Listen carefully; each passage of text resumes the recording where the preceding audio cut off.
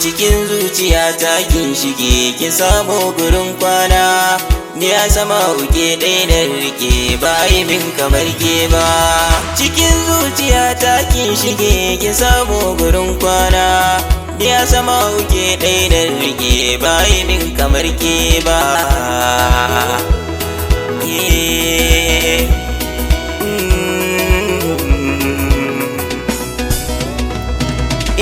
Da farko da yau miki sallama amsa kin ji 'yan mata, sakon zuci za na fada miki ki daure ki min gata.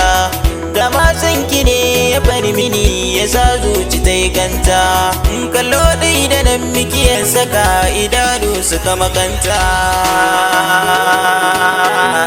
idanu suka makanta kanki ne. Da ma za ki ban so in rika da sai na yi basirata, da kin mallaka min kai duka ba zan sa ki kuka ba.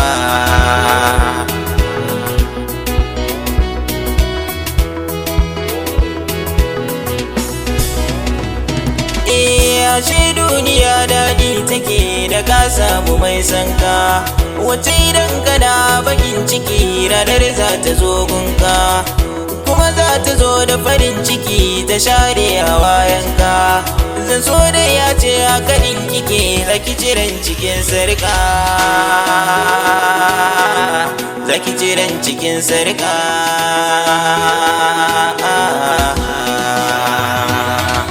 Mafarki na zai zama gaske ne da ranar da na farka, na kalle ki ga kya da budani ba zan so ki kauce ba.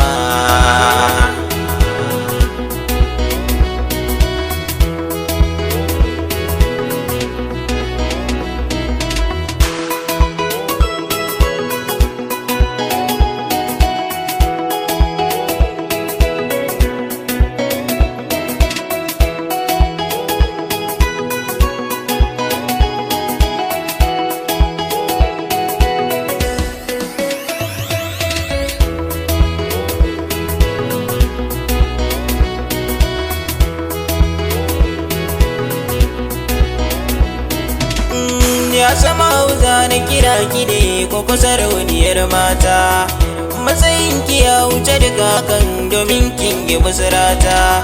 Kina da kyau ko da ba kwalliya zan kira ki yar gata, ga hankali gare ki da tarbiya da kiyaye bambanta, da kiyaye bambanta ta daban kike. Ni zan yi godiya ga Ubangiji da yaɗan da mai tsafta, a kanki kunnuwa na zan rufe ni ne ba zan ji komai ba.